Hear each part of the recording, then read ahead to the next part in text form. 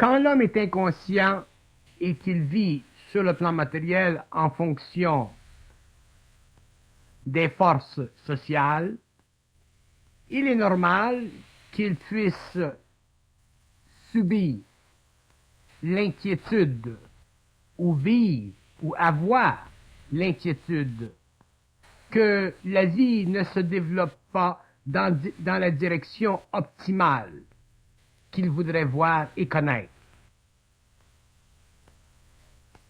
Mais lorsque l'homme est conscient ou qu'il se conscientise, qu'il est en voie de conscientisation et qu'il commence à comprendre les aspects subtils de la vie, il est très important pour lui de commencer à réaliser qu'effectivement la vie est et doit être sous son contrôle. Vous direz, mais oui, nous savons ceci, nous comprenons ceci, mais nous ne pouvons rien. Et je vous dirai, vous ne pouvez rien parce que vous ne faites rien. Il n'y a aucune excuse pour l'homme de s'entretenir indéfiniment d'une incapacité créative, puisque l'homme a la capacité interne de faire descendre sur le plan matériel l'énergie dont il a de besoin pour se donner ce dont il a de besoin créativement sur le plan matériel. Cette énergie, elle est là déjà dans l'homme. Si elle ne passe pas cette énergie, c'est qu'il y a encore dans l'individu des mécanismes qui obstruent son passage, et ce sont ces mécanismes qui doivent être éventuellement levés afin que l'homme puisse vivre sa vie en fonction d'une capacité créative qui est à la mesure de sa volonté, de son intelligence, et aussi assied sur une sécurité profonde de la permanence créative de cette énergie. Mais il semble que nous avons toujours un petit doute en nous de ce que nous pouvons faire. Il y a toujours en nous ce petit doute. D'où vient-il ce petit doute? Il vient de quelque part. Vous allez dire, il vient de l'esprit, ou vous allez dire qu'il vient de l'ego, et je vous dirai qu'il vient du manque de raccordement entre l'énergie dite de l'esprit et de l'ego. Il y a un manque de raccordement entre votre énergie et votre ego, c'est-à-dire entre votre volonté, votre intelligence et l'énergie qui fait partie de la construction interne de vos corps subtils. Il n'y a aucune raison pour laquelle l'être humain soit assujetti à une condition inférieure de vie. Ce qui fait ceci, ce qui crée ceci, c'est simplement qu'il y a dans l'être humain des aspects, des conditions mentales, des conditions émotives qui retardent l'écoulement naturel de cette énergie vers lui-même, vers les centres de sa volonté et de son intelligence. Et ceci n'est pas discutable, ceci est un fait de vie réel. Vous pouvez dire, ce n'est pas le temps, mais le temps doit être assujetti à votre volonté. Le temps doit être assujetti à votre volonté. Il ne peut pas être le produit naturel de l'écoulement événementiel des conditions planétaires qui vous sont imposées à cause de la malformation de vos idées, autrement dit à cause du manque de maturité dans votre mental qui empêche que vous puissiez instantanément recourir à des moyens personnels puissants au lieu de recourir à des moyens faibles et impersonnalisés à cause de l'impuissance qui fait que vous n'avez pas contact direct avec l'énergie qui fait partie de vous. Vous avez plutôt contact avec les idées ou les modes d'expression de cette énergie à travers votre mental, à travers votre émotivité, mais vous n'avez pas contact direct avec cette énergie, c'est-à-dire que vous n'êtes pas capable de la faire descendre, cette énergie, sur le plan de votre activité humaine. L'homme ne peut pas constamment, indéfiniment invoquer la dualité homme-esprit. L'homme ne peut pas indéfiniment dire « Ah, ce n'est pas de ma faute, ce sont les forces en moi qui me retardent. » C'est une illusion de l'homme. C'est une illusion spirituelle, psychologique de l'homme. C'est une condition mentale et émotive de l'homme. Ce n'est pas la réalité dans l'homme. L'homme lui-même, l'homme dans sa conscience créative est une fontaine de jouvence. L'homme est inépuisable dans sa capacité de corriger les forces sociales, les forces de vie, les forces de sa planète qui empêchent le mouvement naturel de sa conscience. L'homme, dans le fond de tout, est un être qui est intouchable planétairement. Il le devient seulement lorsqu'il s'habitue, par de profonds mécanismes de mémoire, à vivre en fonction de l'extérieur ou à vivre en fonction de l'intérieur qui ne s'est pas encore, croit-il, manifesté à travers lui. Nous avons une difficulté extraordinaire de réaliser que nous sommes parfaitement capables de faire ce que nous voulons sur le plan matériel. Nous avons une difficulté extraordinaire de réaliser que nous sommes à la fois le produit de la composition énergétique de tous nos plans, tant sur les plans subtils que sur le plan matériel. Nous avons une difficulté très grande de nous habituer à reconnaître que nous avons le pouvoir est en nous, que le pouvoir fait partie de nous, que nous sommes le produit matérialisé du pouvoir, c'est-à-dire de l'énergie créative.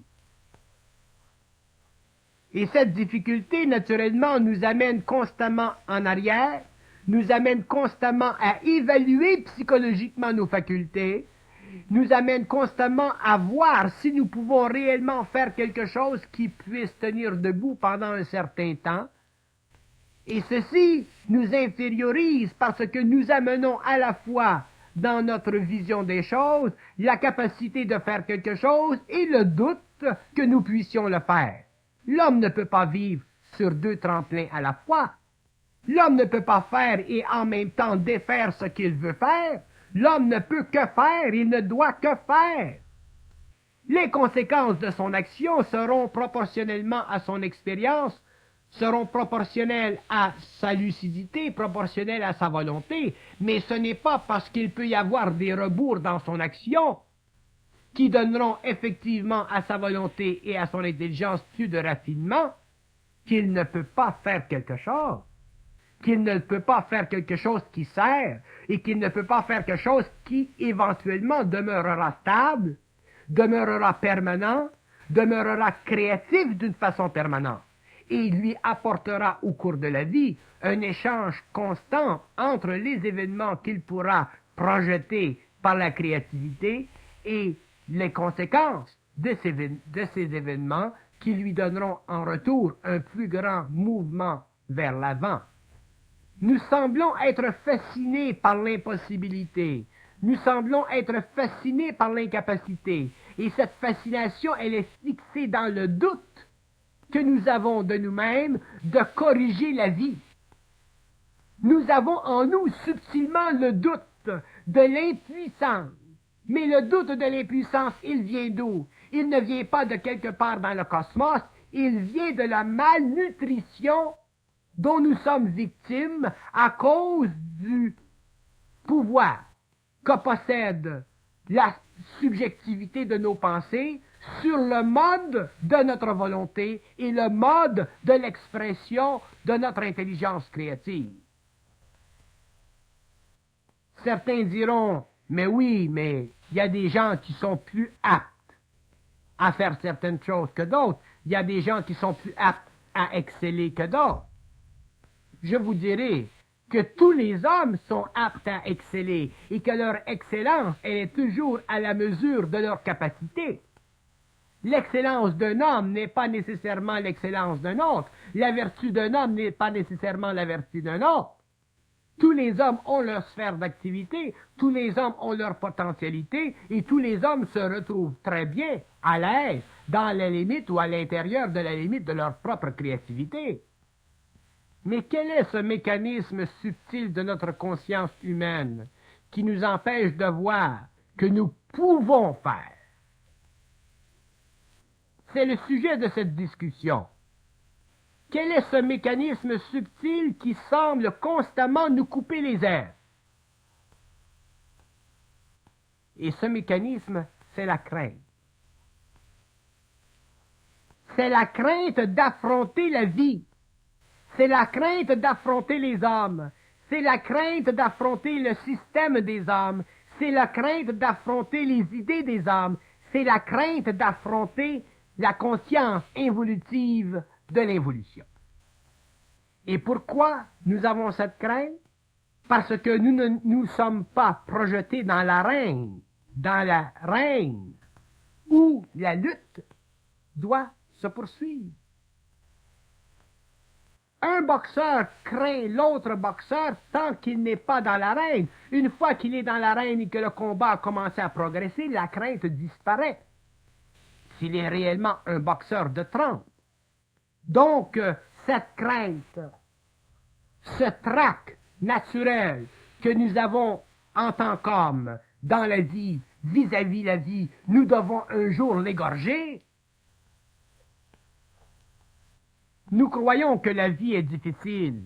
Ce n'est pas que la vie est difficile, c'est que nous ne sommes pas en vie. Si nous étions en vie, la vie ne serait pas difficile. Nous pourrions facilement voir toutes nos options, toutes nos possibilités. Nous pourrions voir facilement les raccordements qui nous mènent d'un événement à un autre. Mais nous ne sommes pas en vie. Et qu'est-ce que ça veut dire ne pas être en vie? Ne pas être en vie veut dire que nous ne sommes pas dans notre conscience. Nous sommes en dehors de notre conscience. Nous sommes dans la conscience de la mémoire de l'humanité. Nous sommes dans la conscience de l'individu qui fait partie de l'évolution. Nous ne sommes pas dans la conscience de l'homme nouveau. Donc nous n'avons pas les clés, la force, l'ouverture d'esprit, la vision, la capacité et l'intégrale puissance de démarrer notre expérience ancienne. Colore encore notre conscience présente. Nous avons encore de la mémoire dans notre conscience présente. Et c'est la mémoire des abus, la mémoire des imperfections, la mémoire des incapacités, la mémoire des refus, la mémoire de l'impuissance dans le passé qui fait qu'aujourd'hui, nous n'avons pas la capacité intégrale de vivre en fonction de ce que nous pouvons faire. Il y a toujours en nous le doute parce que dans le passé, nous avons reçu un coup de poing à la figure. Nous avons dans le passé été atterrés et parce que dans le passé, nous avons été atterrés, nous croyons que possiblement dans l'avenir, nous le serons encore. Ceci est une illusion. Et même si nous sommes dans l'avenir atterrés encore une fois, au moins nous le serons consciemment, c'est-à-dire que nous comprendrons quelque chose, nous verrons quelque chose, nous ferons acte d'une volonté supérieure, d'une lucidité d'intelligence plus grande afin de ne pas être atterrés dans l'avenir. Il y a des gens qui passent leur temps à regarder de l'autre côté de la clôture et à observer des gens qui ont de l'argent, qui ont de l'éducation, qui ont ceci, qui ont cela, et qui se donnent l'impression que eux, ils sont chanceux parce qu'ils ont tous ces outils, alors que nous n'avons pas ces outils, donc nous sommes les enfants de la malchance. La vie pour nous est plus difficile. Faites attention. Ce n'est pas parce que l'homme de l'autre côté de la culture a de l'argent ou qu'il a les outils pour vivre une vie inconsciente que sa vie est nécessairement une vie qui vaut la peine d'être vécue.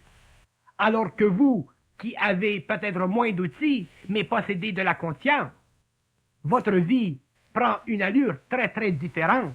Et lorsque vous en aurez suffisamment mangé et bavé de votre impuissance conscientisée, vous commencerez à comprendre qu'il y a en vous des forces, des outils, de la créativité et des façons d'exécuter cette énergie afin que vous puissiez, sur le plan matériel, être des êtres nobles, c'est-à-dire des êtres qui sont remplis d'eux-mêmes et remplis d'eux-mêmes. Mais pour être rempli de soi-même, plein de soi-même, il faut ouvrir les valves, il faut laisser couler l'eau. Il faut laisser couler l'énergie. Donc, il faut débloquer les obstacles en nous qui nous empêchent de vivre de cette énergie qui fait partie de nous, qui est notre droit, qui est notre constitution, notre organisation interne. Nous ne pouvons pas nous attendre à être donnés sur un plateau d'argent des outils que nous n'avons pas la capacité d'utiliser parce que nous n'avons pas l'intelligence et la volonté de les bien manipuler. L'homme qui se conscientise vit une transformation psychologique. Et c'est à la pointe de cette transformation psychologique qu'il découvre les aspects subtils mais rudimentaires de la conscience. C'est à la pointe de cette transformation psychologique qu'il commence à percevoir qu'il ne peut pas y avoir de séparation entre lui, mortel, et lui, invisible, ou lui, matériel, et lui, énergie. Il ne peut pas y avoir de séparation. S'il y a séparation, c'est qu'il y a des voiles, et ces voiles doivent être éliminés afin que l'homme devienne créatif et éventuellement créateur. La transformation psychologique de l'homme veut dire quoi? Elle veut dire la revision totale et dans tous les recoins de sa conscience des mécanismes qui, dans le passé, ont constitué sa conscience intérieure. La transformation psychologique de l'homme veut dire la réorganisation de son mental, la réorganisation de son pouvoir énergétique, la réorganisation de sa volonté, la réorganisation de son intelligence. C'est ça, la transformation psychologique de l'homme nouveau. Ce n'est pas simplement l'appointement spirituel d'une vision philosophique pour le bien-être égoïque d'un désir spiritualisé. C'est le mouvement intégral de l'énergie à travers sa conscience pour le déblocage sur le plan humain d'une force créative qui permettra éventuellement, selon le nombre et la puissance créative de cette énergie, l'évolution d'une nouvelle civilisation. Mais nous sommes tellement habitués à penser en termes de l'ancienne conscience. Nous sommes tellement habitués à penser en termes des anciennes défaites, des anciens manquements, des anciens opprobres, des anciennes diminutions de notre personnalité face aux autres, que parfois nous n'avons plus le cœur, nous n'avons plus l'esprit pour faire quelque chose, pour nous sortir du marasme de notre conscience expérimentale. L'homme conscient ne peut pas aller dans le monde portant dans sa serviette les détails d'une mémoire qu'il a laissée de côté ou qu'il doit avoir laissée de côté. Il doit aller dans le monde avec la vitalité nouvelle d'une volonté et d'une lucidité qui est le produit naturel de l'activation dans ses cendres d'une énergie qui fait partie de lui. L'homme conscient n'a plus à s'inquiéter s'il va réussir ou s'il ne va pas réussir. Il n'a simplement qu'à foncer. Si ça ne marche pas, il refonce. Et si ça ne marche pas, plus tard, il défonce. Et quand il défonce, ça marche. Mais subtilement, nous nous droguons avec des idées. Nous nous droguons avec des idées défaitistes. Nous nous droguons avec des idées qui déjà contaminent notre énergie. Nous nous droguons avec des idées qui déjà nous infirment dans notre mouvement créatif. Et nous croyons que parce que ça ne marche pas, c'est dû à des forces en nous qui font interférence. Je vais vous dire une chose en ce qui concerne les interférences dans la vie de l'homme. Les interférences dans la vie de l'homme font partie du manque d'ajustement entre son énergie et son être. Les interférences dans la vie de l'homme ne sont pas le produit de la spiritualisation de l'énergie, elles sont le produit du manque d'harmonie entre l'homme et son énergie. Et tant que l'homme vivra des interférences dans sa vie, il ne pourra pas être assurément et carrément acier dans la conscience cosmique de son double, c'est-à-dire de l'homme invisible qui fait partie de lui sur les autres plans. Lorsque l'homme est inconscient, ce qui compte pour lui, c'est la job. Lorsqu'il se conscientise, ce qui compte pour lui, c'est l'éther. Il perd sa job. Viendra le jour où il deviendra réaliste, l'homme conscient, comme l'est l'homme inconscient. Viendra le jour où l'homme conscient en aura suffisamment bavé, qu'il réalisera l'importance de la job et foutra en l'air les idées occultes de sa conscience permissive en ce qui concerne l'invisible. Et c'est à partir de ce moment-là que l'homme conscient aura pris de la maturité, qu'il aura pris de l'âge, et qu'il aura finalement réalisé que la vie doit être domptée dans l'arène de la matière et non pas dans l'arène de l'invisible. L'arène de la matière est le plan sur lequel doit s'exercer la coordination entre l'énergie et l'homme. L'invisible, l'éther, les mondes parallèles ne sont que l'expression du pouvoir finalitaire de la conscience humaine rendue à elle-même lorsque l'homme en est arrivé à contrôler tous les aspects de son énergie pour transposer sur un autre plan, dans d'autres conditions, sa conscience humaine.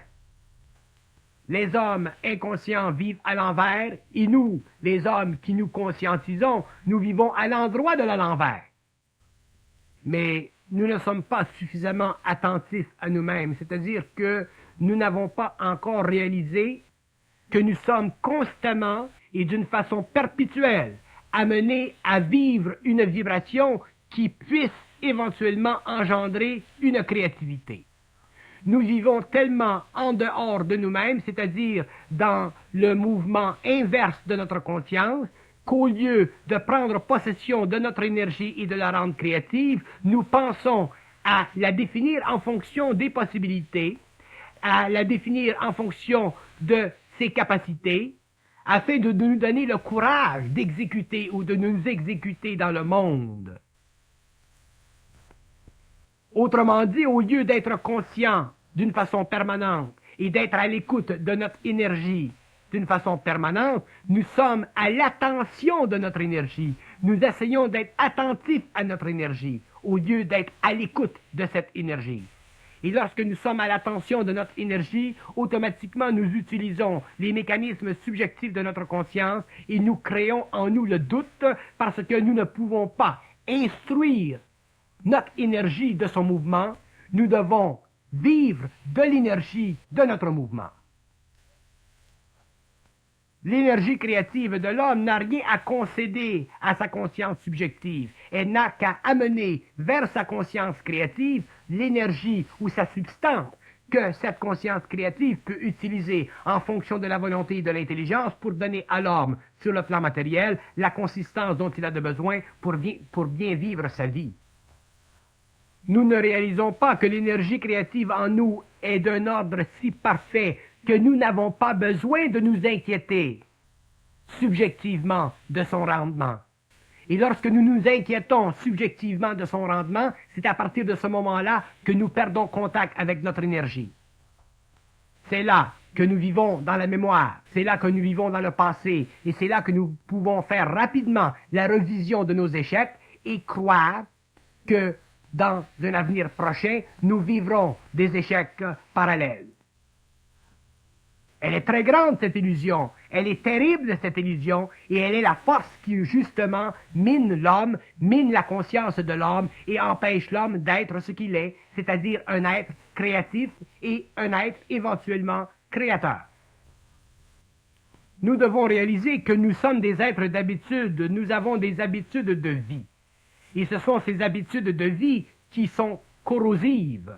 Ce sont ces habitudes de vie qui nous empêchent de réaliser que nous sommes capables, instantanément, dans le mouvement absolu de notre volonté et de notre intelligence, de corriger les abus de notre vie ancienne et de nous donner dans notre vie nouvelle les aspects dont nous avons besoin pour bien vivre.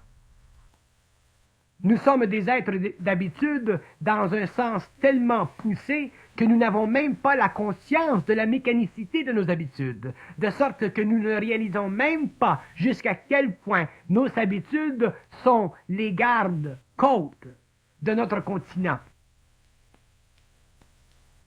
Nous ne réalisons pas jusqu'à quel point nos habitudes déforment notre énergie et apportent constamment à notre mental une mémoire quelconque de leur défaite dans le passé. C'est pourquoi nous avons le moral bas. C'est pourquoi nous n'avons pas de morale. C'est pourquoi nous n'avons pas la capacité d'oser évoluer dans un monde matériel qui est très dense, très inconscient, mais qui de même reflète l'évolution naturelle de l'homme, évolution à l'intérieur de laquelle il y a de grandes choses, de bonnes choses et de belles choses. Choses à laquelle nous pouvons appartenir, choses avec lesquelles nous pouvons travailler, choses que nous pouvons même transformer. La qualité de la conscience créative de l'homme nouveau doit changer sans cesse. Elle doit se perfectionner sans cesse, afin que l'homme en arrive un jour à pouvoir sentir finalement qu'il vit, qu'il a la vie sous son contrôle, qu'il n'est plus destiné à l'échec. Tant que l'homme ne pourra pas sentir qu'il n'est plus destiné à l'échec, il ne pourra pas être bien dans sa peau, parce qu'il ne pourra pas vivre de son énergie, il ne pourra pas sentir en lui sa personnalité réelle, il ne pourra pas vivre à la hauteur de sa volonté et de son intelligence, donc il n'aura pas réalisé le rêve de l'homme, c'est-à-dire la manifestation finale de son identité dans le monde de la matière. Imaginez-vous qu'il y a des êtres qui se conscientisent, qui sont suspects de leur créativité. Ils doutent de leur créativité. Ils ne sont même pas sûrs s'ils peuvent faire quelque chose. Et pourtant, l'énergie créative de l'homme est une énergie universelle, c'est-à-dire qu'elle est fondée sur des lois qui prennent en considération l'évolution, le développement, la réorganisation, l'abondance, le surcroît. L'ego doit apprendre à se désengager de sa façon de voir comment la vie dans le passé était vécue lorsqu'il est dans une nouvelle vie. Ce qui se passait dans le passé ne peut pas se passer dans le présent de la même façon. Ce qui se véhiculait dans le passé ne peut plus se véhiculer de la même façon, donc l'homme ne peut plus aujourd'hui, en état de conscience, subir de la même façon qu'il le faisait auparavant les circonstances, les événements, puisqu'il est déjà plus avancé dans la connaissance de leur mécanisme, dans les lois de l'homme, c'est-à-dire les lois de la volonté et de l'intelligence. Il faut que l'homme fasse attention à la manipulation vibratoire de ce que nous appelons l'esprit, et qu'il prenne bien garde du fait que la manipulation vibratoire de son mental par son esprit, qui peut facilement lui créer le doute vis-à-vis l'activité sur le plan matériel, ne constitue en fait qu'un mirage créé pour l'amener à dépasser l'impuissance créative et volontaire de son mental. Autrement dit, ceci fait partie de l'activité généreuse et créative de l'énergie. Et ceci n'a rien à faire avec un aspect quelconque et personnalisé de ce que nous appelons l'esprit. Ceci fait partie des mécanismes naturels de l'énergie à travers les plans de l'homme. Donc, si l'homme fait face à une situation de vie où doit engendrer quelque chose sur le plan matériel, parce que ceci fait partie de sa volonté, de son intelligence, s'il y a en lui des mouvements dits d'esprit qui semblent brouiller, confondre son mouvement ou son élan, ces mouvements sont naturellement des obstacles et naturellement des mirages à sa volonté et à son intelligence. Donc c'est à l'homme de réaliser ceci et à ne pas se refondre dans les mécanismes d'habitude qui étaient exercés dans sa conscience dans le passé, comme ils peuvent encore l'être aujourd'hui dans sa conscience évolutive. L'homme doit prendre garde, plus il se conscientise, de l'actualisation dans sa conscience de l'énergie créative. Et c'est l'actualisation de l'énergie créative qui est importante. Ce n'est pas le mouvement que crée cette énergie sur les rebords de sa mémoire. La confusion est toujours le produit de la descente de l'énergie dans les centres de l'homme et le mouvement en arrière de cette énergie à cause de la mémoire de l'homme. Donc, dans le mouvement de l'énergie créative chez l'être conscient, il doit ne pas y avoir d'importance psychologique donnée au mouvement inverse de cette énergie créative à cause de l'existence encore dans l'homme de la mémoire. Autrement dit, l'homme doit apprendre à non pas se fier sur son esprit, mais à se fier sur rien. C'est-à-dire à ne se fier que sur le rapport intégral entre sa volonté, son intelligence et l'énergie qui est en lui et qui attend de descendre pour que la volonté et l'intelligence se manifestent. Ceci n'est pas facile à comprendre, n'est pas facile à cerner, parce que ceci fait partie de la conscience de l'âme. Mais d'un autre côté, c'est très important pour l'être de commencer à réaliser qu'il y a distinctement une liaison entre la volonté, l'intelligence et l'énergie, et que tout mouvement inverse à cette liaison ne représente que des mécanismes internes à l'homme, mécanismes qui sont fondés sur la mémoire, et que l'ego, en puissance volontaire et en puissance d'intelligence, ne doit pas porter aucune attention. S'il porte la moindre attention, naturellement, il sera amené à retarder son mouvement, à questionner son mouvement, à douter son mouvement et à perdre à ce moment-là l'énergie créative dont il a besoin pour se manifester dans le monde. Le phénomène de la créativité de l'homme nouveau, de la conscience nouvelle sur la Terre est très très subtil. Elle est très très différente, cette créativité, dans sa mécanisation, dans son ordre, dans sa programmation, dans son mouvement, qu'elle ne l'était dans le passé. L'homme dans le passé, lorsqu'il était créatif, avait l'impression d'être intelligent, tandis que l'homme, dans sa créativité nouvelle, n'a pas l'impression d'être intelligent, il est simplement créatif. Donc, la valeur psychologique de sa créativité, de son mouvement dans le monde, est toujours proportionnelle à la relation entre l'énergie, la volonté et l'intelligence. Il n'a aucune relation quelconque avec la mémoire, ou les inquiétudes de la mémoire, ou les doutes de la mémoire, qui empêchent cette énergie de se manifester, de se canaliser d'une façon parfaite. Autrement dit, c'est toujours la faute de l'homme s'il est impuissant. Ce n'est pas la faute de l'énergie. Mais pour pouvoir vivre une plus grande liaison avec l'énergie, une plus grande intégration avec l'énergie, il faut pouvoir déjà commencer à la sentir. Il faut pouvoir déjà commencer à en souffrir, c'est-à-dire à en vivre la présence vibratoire. Mais lorsque ceci a été fait, il est temps que l'homme commence à bénéficier de cette énergie, à pouvoir l'utiliser en temps et lieu, selon le mode d'expression de cette énergie, qui conviendra toujours avec la conscience mentale, créative, de la volonté et de l'intelligence de l'homme. Nous avons toujours l'impression que nous allons être en retard, ou que nous allons manquer quelque chose, ou que nous allons être en dehors de quelque chose. C'est une illusion de l'ego. Ça fait partie encore des mécanismes de la mémoire de l'homme. Ça fait partie encore du fait que l'homme réfléchit sur la relation étroite qui existe entre l'énergie, le mental et l'intelligence volontaire.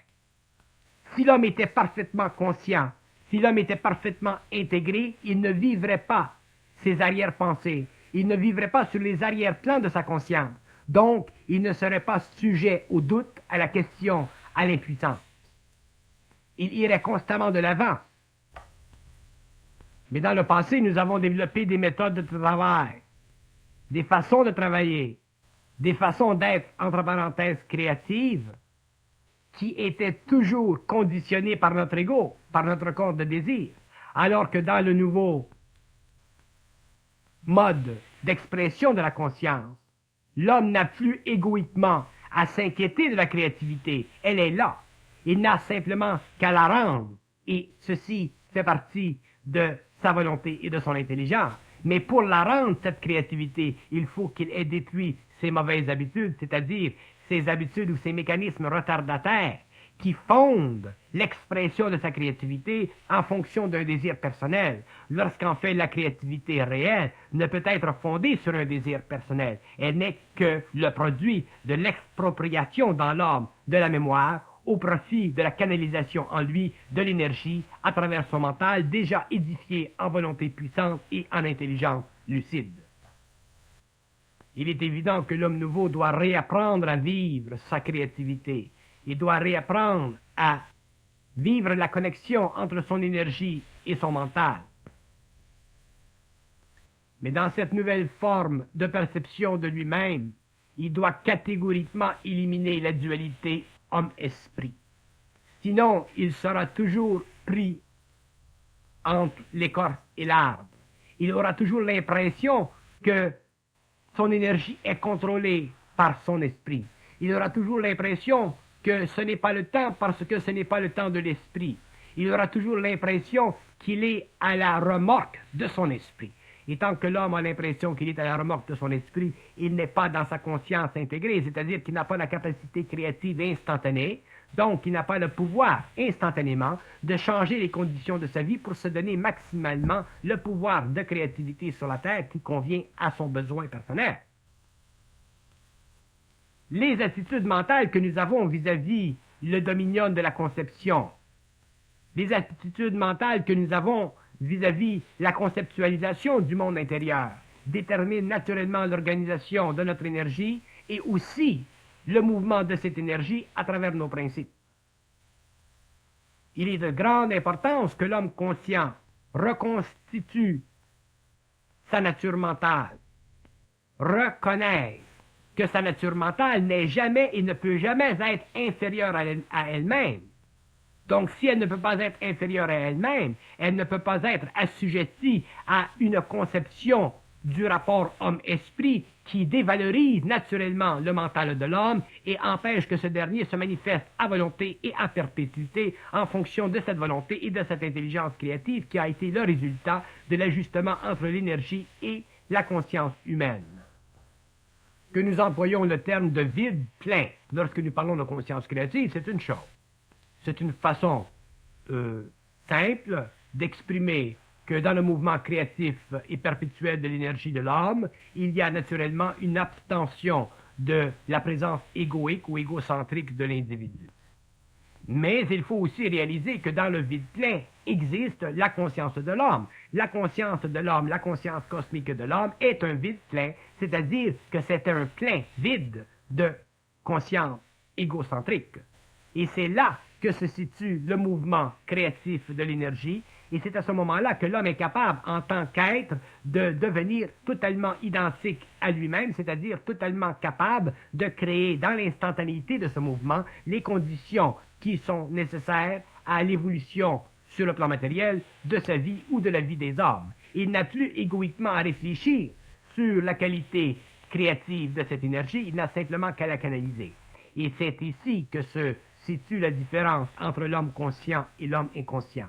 L'homme conscient n'a pas à se fixer de valeur quelconque vis-à-vis la créativité, tandis que l'homme inconscient, lui, doit constamment comparaître devant le tribunal des opinions des autres afin de voir si sa créativité est à la mesure de la société. Et c'est ceci qui bloque la créativité réelle de l'homme. L'homme ne peut pas, dans sa créativité réelle, interroger les maîtres de l'absurde. Il doit, dans sa créativité réelle, fixer sa relation dans le monde avec le monde des hommes en fonction de sa relation parfaite sur le plan invisible avec l'énergie qui fait partie de sa constitution et qui fait aussi partie de son intelligence vibratoire.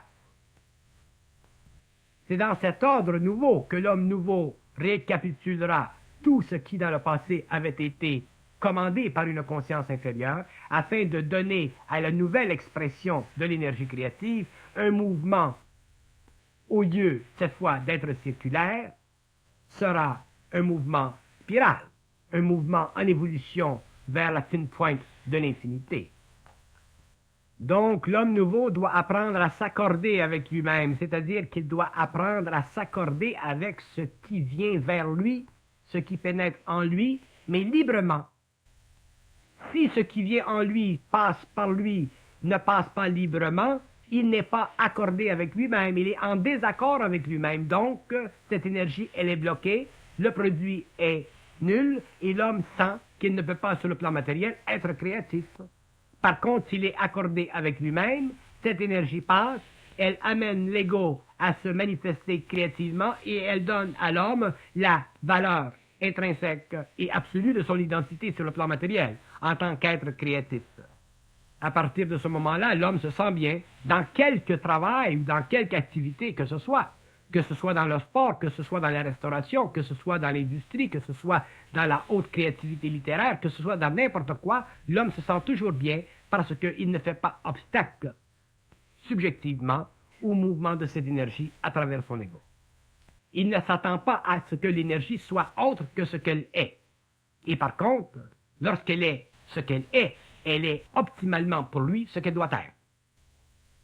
Mais avec nos anciennes habitudes, nous avons cherché à forcer notre créativité. Nous avons cherché à la rendre avant qu'elle puisse être rendue.